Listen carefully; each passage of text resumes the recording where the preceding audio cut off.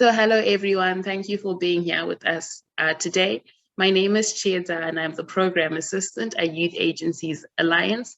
Today, I'm honored to have Elder Carolyn here to provide us a teaching for Orange Shirt Day, also known as the National Day of Truth and Reconciliation.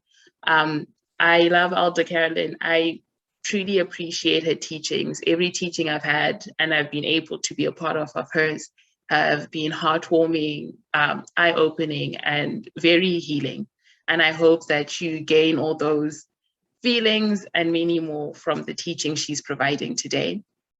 Before I begin, I would like to start with the land acknowledgement. So Youth Agencies Alliance acknowledges that we are in Treaty 1 territory and that the land on which we gather is the traditional territory of Anishinaabe, Cree, Oji-Cree, Dakota, and Dene peoples, and the homeland of the Métis Nation. As we gather in Treaty 1 territory, it is important to recognize and honor Treaty 3, in particular Shore Lake 41st Nation, the source of Winnipeg's clean drinking water. As we think about and acknowledge Treaty 1, Treaty 3, and the homeland of the Métis Nation, and as we move along a path of truth and reconciliation, it is important to remember that we are on this journey because of the history that until recently hadn't been told. The true history, a colonial history that shapes Canada's relationship with Indigenous people. YAA acknowledges the harm and the mistakes of the past, and we dedicate ourselves to move forward in partnership with Indigenous communities in a spirit of reconciliation and collaboration. So again, hello, Elder Carolyn. Thank you for being here with us today. And I would just like to give you the floor. So it's all yours. Oh, Miigwech, thank you. I'd like to start off with saying what an honor it is to be here today, especially on the day of the Orange Shirt and the Truth and Reconciliation. Unfortunately, change is slow, and we've been working on change for 500 years, but I see it every day. I see us, from what I came from in the 80s, just starting to fight with the old children's aid and dismantling the old children's aid. I was part of the board for that. And so when change comes, it's slow, but I do see it. I see all four colors of men coming together. And it's so beautiful to be around this long to see it, to see that change. And it's going to take us many years to change still yet, but we're working, and we're strong enough, and we're all beautiful people to be able to come together in reconciliation. So I'd like to start off with the smudge.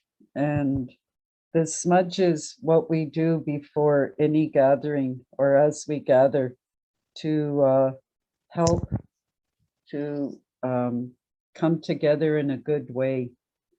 And it's to also let us join each other with kindness and love. And so we'll start with the smudge. And I would normally on Zoom, it's very hard, but I have my smudge bowl here. And I want you to imagine though, that the smoke is with you, and the sage and the smell of the sage is so calming. And so I'd like you to imagine that you're going over your head, and that's to get rid of the negativity around you. I wear glasses, so I should smudge my glasses because I have to look out of them. I want to do my mind so I could think good thoughts. My eyes so I could see with kindness. My ears so I can always hear how someone's telling me something in a good way. Our mouths, the most deadliest weapon in the world. We want to make sure we speak with kindness. Our hearts, because everything comes and goes from the heart, and then our whole being. And that's just to ground us so we don't think that we're better than anyone else. So that's the importance and part of the gathering of our people, to do it in a good way. So with the smudging, and our gathering, we also invite Creator in. So with the tobacco that I was offered, I did have it here. Oh, here it is. Sorry, everyone. The tobacco that was offered, tobacco was the first medicine ever given to the Anishinaabe people. And the tobacco was to be, as Creator told us, was to be the head of the medicine family. And when we get offered tobacco, it's to open that doorway to the west, the doorway to the spirit world. And so when we open that doorway, we can talk directly with Creator and be in communication with them. And as I light my pipe and I use the tobacco, when I'm in doing a ceremony, I can invite my loved ones that's gone on before me, or the spirit helpers, to come in and guide that ceremony, or to guide a meeting. So when I hold this tobacco and I say the opening prayer, I'm inviting Creator in to be able to guide us with whatever task or whatever celebration we want to do. So I'll say a prayer. Creator, so shawishko gishko kwe wabanu nung dishnakaz wawashkashidu dam. Creator, as we gather today on this beautiful time of reconciliation, as we walk together, Creator, not ahead of anybody, but behind or beside, help us to come together in a good way with that respect that we can give to one another, and walk with us always and keep our journey safe. So I was asked to do some teachings on healing and how we heal, and our healing was based on that respect for one another. And if you can imagine what it would have been like 300 years ago, and living in a community with lodges or teepees, and how we had to come together as a community, what true community is, where decisions are made with consensus, and how we had respect for one another. So the 7 teachings were the most important to keep that community healthy and happy, and to help with any disputes that we might have had. So the 7 teachings are, of course, love, and the eagle is the highest flying creation Creator ever created. So he's also a messenger from us. He helps us give those messages because he's closest to Creator. So the eagle represents love. To feel true love is to know the Creator by loving yourself and how the Creator made you. Only then can you truly love others. Children are to be loved, for children are the gifts from the Creator. So when we're with child, when us women have that ability to be pregnant and to give birth, when we're at that time, that's when we're closest with Creator. We're always in ceremony while we're carrying our child. And so when that child is born, we see that as a gift from Creator. The bear represents courage. To have courage is to have the mental and moral strength to listen to the heart. It takes courage to do what is morally right. People were told to be proud of who they are and never to deny the way of life Creator gave them. The buffalo represents respect, because the buffalo gave us everything we needed to survive. My people were told to always respect all life on Mother Earth. To show real respect is to share and give all of yourself for the benefit of all life. Respect the elders from all races. And in order to respect the elders, not only for all races, but for our own, is to show that if we can't respect all elders, then we can't respect our own. And it's very important that all four colors of man are to be listened to by the elders. The Sabe or the Sasquatch represents honesty, and that's because the Sasquatch has that ability to shift change. And so for us, it represents honesty, because when he truly wants to show himself, that's being honest. So to be honest with yourself is to live in the spirit and how you were created. Never lie or gossip about each other. The more honest you are, the bigger you become as a person. The wolf is our teacher, but it also teaches us humility.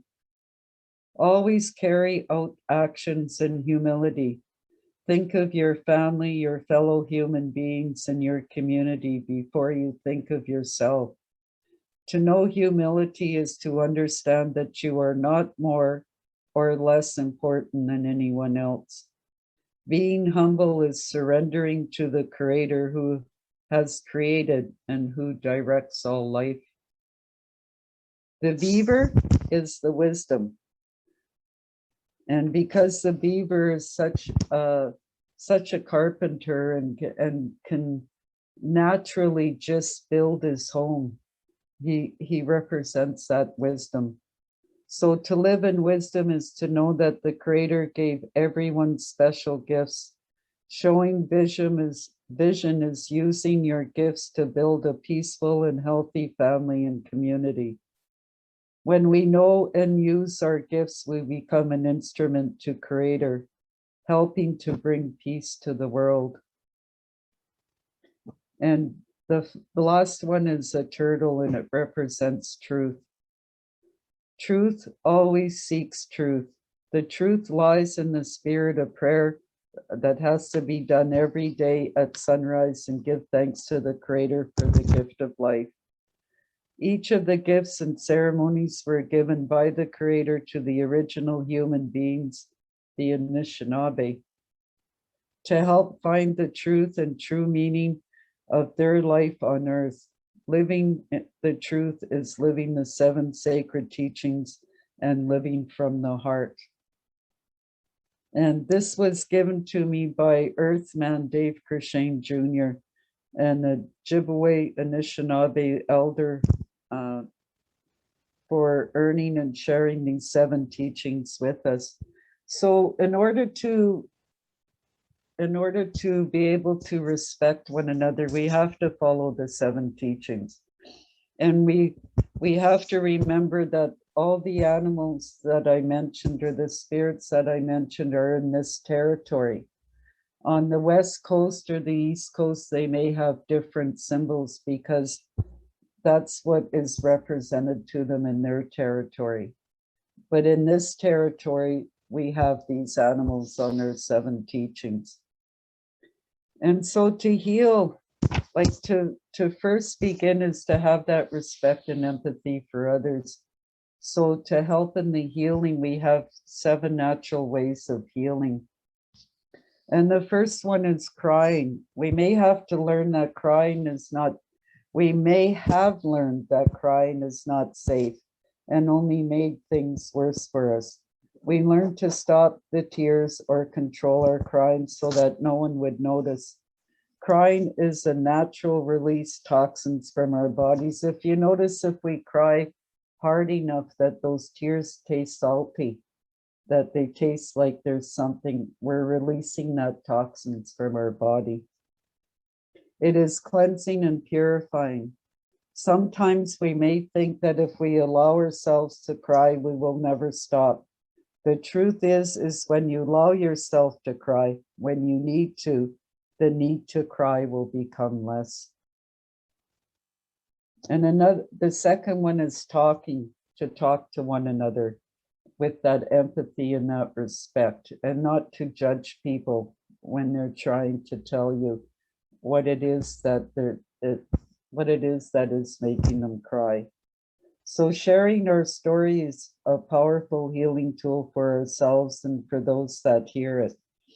When we find a person who we can trust, it is important to share our story. Doing so allows us to let go of the weight that we have carried with us. It is now just us that carries our pain, but we have given a part of it away. Sometimes when we share what is in us, we find that we are more able to function and less haunted by memories and nightmares of the past. Your story is a gift to others. It can teach them how to be or how not to be. It can keep them from making poor choices or may encourage them to make a good one. And this is what the sharing circle does. When we pass that item, that sacred item to people, they're the only ones that can speak. No one is to interfere with their healing. When they're crying, I ask people not to hand them Kleenex because it stops that flow of thinking or feeling. So they have to stop and think, oh, I got to wipe my eyes or blow my nose. So it stops that healing. But the sharing circle is our healing circles are really, really helpful. Shaking. Many times when we are overwhelmed by strong emotion, we'll begin to shake. This is a normal and natural way of the body releasing the energy of emotion. If we attempt to control the shaking, it may get worse because we are tensing up and not allowing our body to do what it needs to help us. Shaking will stop once the energy and the emotion is released. We need not to fear that something is wrong with us. In fact, if we just accept that this is what our body does, it allows it to happen in a safe way. We will find that it will stop much sooner and that we feel much better. Sweating. It is the way your body detoxifies through your pores. You begin to release chemicals that are not healthy for you to carry around. In the sweat lodge ceremony, the body purifies and releases toxins. The mind, spirit, and emotions are purified through the focus of prayer, letting go of those things that do not serve your highest good. In the sweat lodge, when we heal, we laugh in the sweat lodge, we cry in the sweat lodge, we pray, we sing, we release all of that. We come out rebirthed, and we come out in a more balanced way because we had a chance to release all of that tension. Yelling is another release and letting go of negative charged emotional energy. When done in a safe way, it does not cause harm to anyone else. Yelling is another way of healing. When we yell in order to heal, we do so in a very particular way. We draw up the sound from our bellies and release that sound through our mouths, letting go. The other healthy aspect of yelling is that we are sounding our voice. So often women who have been abused have lost their voice, and in fact, speaking up for herself is proven to be dangerous. Through yelling, a woman once again is permitted to sound her voice. The call given is at close of the full moon ceremony is for that purpose of releasing, letting go. So that's one of the ceremonies that we do, and it's for women only, and it's called the full moon ceremony. And it's one of our most beautiful gatherings of women to release that tension that we hold all month. Laughter is very valuable medicine for healing. If you notice, we're a very descriptive kind of people. Our language is descriptive. So when you're telling someone they're slipping on a banana peel, then we actually can picture it in our heads because that's our process of thinking is in a descriptive way. So when you see us laughing all the time, it's because we can actually see along with hear that humor. It reminds us not to take ourselves so seriously and allows us to relieve tension and release the hormones in our bodies related to feeling good. Aboriginal people have a strong sense of humor about themselves and life. It is not often that you'll find a gathering in which there is no laughter.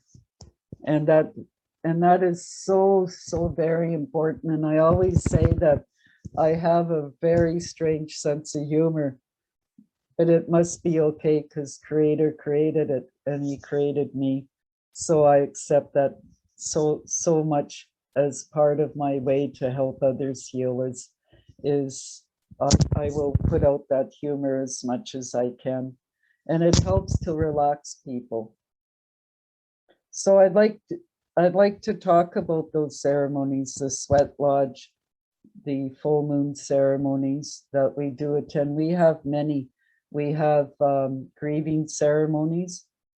And so when we're hurting, we go to the sun dance and we'll go up to the tree of life and we'll do that yelling from the belly.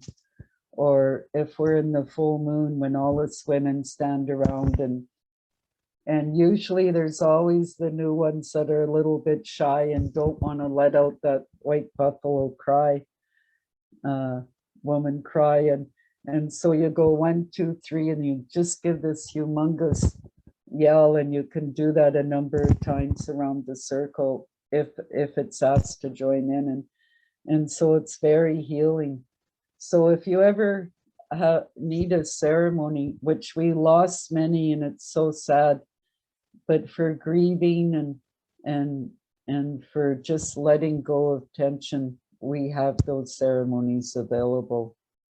And in closing, I'd like to talk a little bit about the hurting that we're feeling right now with the Kamloops and our missing little souls that are now going to be found.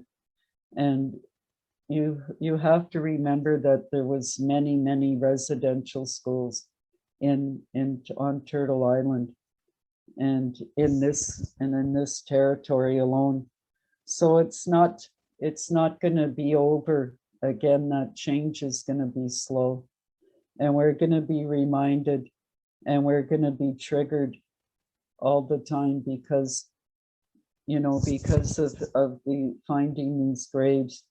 And some of them we may never find because there was water around the residential schools, so a lot of them could have been put in the water. But we just can only pray and pray to help one another and to be there for one another. So when I first heard about Kamloops, I was a little angry, and the reason why I say a little angry is because we've talked about this. My husband was residential school survivor, and we knew about this for a long time. So that anger was there. And then I felt a little bit guilty because I felt grateful. I felt grateful that my husband survived so that we could have our children and our grandchildren and great-grandchildren, which I never would have had. And so it was a little bit of mixed emotion. But most of all, I thought, and I think it closed in 77, 76 or 77. I was looking on the news at when the school closed, and I thought, why did it take 50 years for this to come knowledgeable? And then I remembered that I'm trying to think of going on my time instead of Creator's time. And if you think about what we went through in the last 50 years, all the fighting and the accomplishments that we made, and we had the Truth and Reconciliation, the TRC Commission, and everyone had a chance to tell their truths, to tell their stories. And the Missing and Murdered Indigenous Women Inquiry, we went through that, and all the families had a chance to tell their truths and their stories. So I think Creator thought, well, now is the time to prove it. Now is the time to show the rest of the world that this really did happen. And so I think we're going to be reminded slowly over the next long while that these horrendous things happen to our people. And I just want everybody to know that I'm never angry at individuals, but I still get very angry at systems. And it's really the systems we have to change first. And with that, I'd like to say miigwech, and what an honor again that it's been that I'm here and I'm able to do my teachings, and hopefully I helped one person at least. So miigwech, and continue on with the great celebration of change. Oho.